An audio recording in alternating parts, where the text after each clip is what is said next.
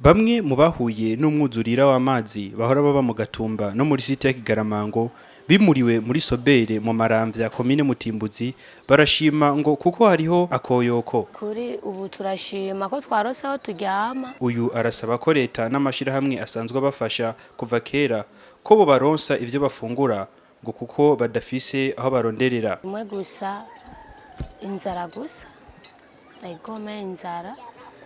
Nubwo kuko byinshi twebwe twaratakaje byinshi kuba twatewe n'amazi aho twari turi ngaho mu Kigaramango twaratakaje ivyombo ivyo turyamako twarashitse barabitwiba bo dushaho dushikiye ko twashitse mwijoro. Jimmy Are igira neza asanzwe ariwe arongoye iyo site ya Sobere nawe yavuze ko leta iriko irakora ibishoboka kugira abana bari basanzwe biga ko bagiye kubafasha barangize amashure. Hari ikintu leta iriko irategura kiriko kirigwa nibaza ko nejo aho bukera bari mu nama tuza turiko turiga ukuntu bashobora kubaho école mobile kugira kuno kwezi gusigaye kugira umwaka urangire w'amashure abana ntibatakaze umwaka batiga.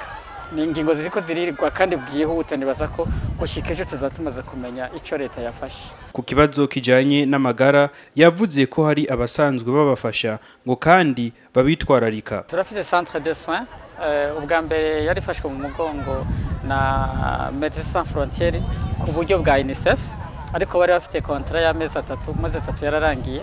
Ubu rero district donc Minisante muri Maki niyo yafashe ikibazo mu ntoki. Nk'ubu murabona ambulance irashitse ubu nyene batuzaniye imiti kugira dushobore kugira amanuse. Ikibazo kiriho gusa nuko nta baganga bakora izamu mu ijoro bahari kuvaho Médecins Sans Frontières kontra ihereye abaganga bahora bakora bace bahagarika gukora mu ijoro.